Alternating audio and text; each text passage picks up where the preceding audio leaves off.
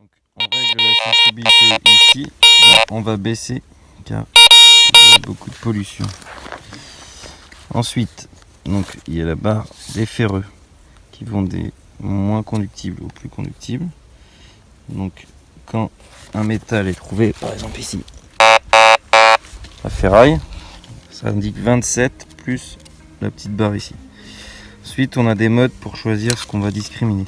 Donc ici, nous sommes en 0 disque, donc tout est sélectionné. Ensuite, le mode coins qui est pas conseillé, parce qu'il va discriminer cette partie puisqu'il considère que c'est l'aluminium.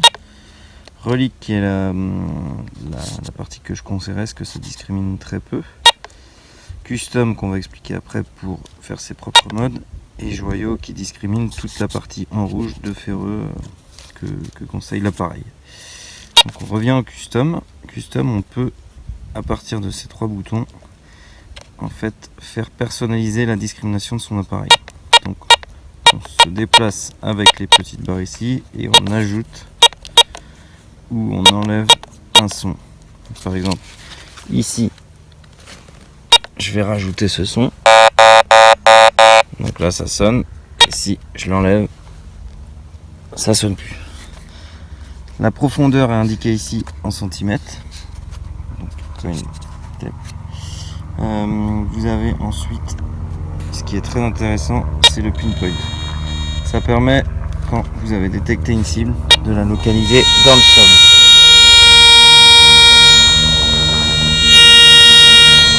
Ça permet de savoir où creuser quand vous allez creuser. Et enfin,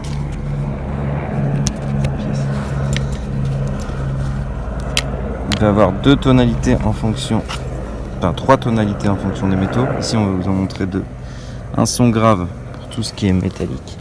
Tout ce qui est ferreux, il faut le mettre en tout métaux avant. Et pour tout ce qui est plus intéressant ici, donc c'est une pièce des diggers. Ça va sonner en aigu.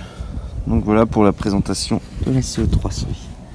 Le 300i est aussi équipé d'un disque un peu plus grand que les 250 et 150, ce qui lui permet d'être plus performant sur des cibles un peu plus grosses.